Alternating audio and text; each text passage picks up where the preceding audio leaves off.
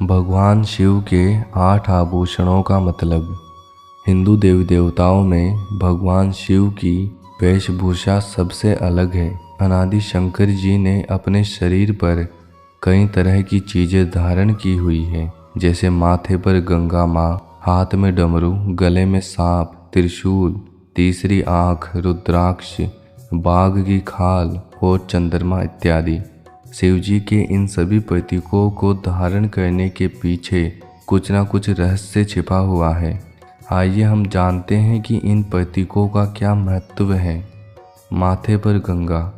हिंदू धर्म में माँ गंगा सबसे पवित्र नदी मानी जाती है, जिसमें डुबकी लगाने मात्र से समस्त प्रकार के पापों से मुक्ति मिल जाती है। पौराणिक कथाओं के अनुसार गंगा नदी का स्रोत शिव है। शिव जी की जटाओं से स्वर्ग से माँ गंगा का धरती पर आगमन हुआ था।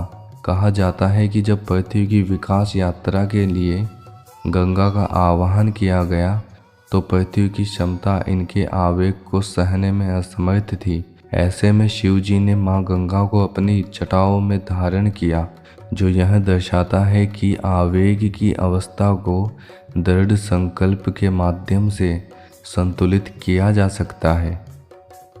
चंद्रमा। चंद्र को मन का कारक ग्रह भी माना जाता है। भगवान शिव अर्ध चंद्र को आभूषण की तरह अपनी जटाओं में धारण करते हैं, इसलिए इन्हें चंद्रशेखर और सोम भी कहा गया है। चंद्रमा आभा, प्रज्वल, धवल स्थितियों को प्रकाशित करता है, जो कि मन के शुभ विचारों से उत्पन्न होते हैं। गले में सर्पमाला। भगवान शिव के गले में नाग पहनने के पीछे, जिसके अनुसार जब अमृत मंथन हुआ तब अमृत कलश से पहले निकले विष को उन्होंने अपने कंठ में रखा था। जो भी विकार की अग्नि होती है उन्हें दूर करने के लिए शिवजी ने विषैले नागों की माला पहनी थी। त्रिशूल।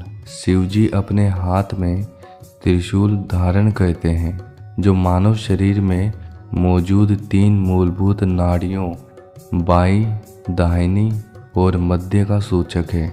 इसके अलावा त्रिशूल इच्छा, लड़ाई और ज्ञान का भी प्रतिनिधित्व करता है। कहा यह भी जाता है देवी जगदम्बा की परम शक्ति त्रिशूल में समाहित है। यह संसार का वह तेजस्वी अस्त्र है जिसने युग युगांतर में सृष्टि के विरुद्ध सोचने वाले राक्षसों को खत्म किया। इसमें राजसी, सात्विक और तामसिक तीनों ही गुण समाहित है। तीसरी आँख। शिव के क्रोध के समय उनकी तीसरी आँख खुलती है, जिसके खुलने से प्रलय आ जाता है।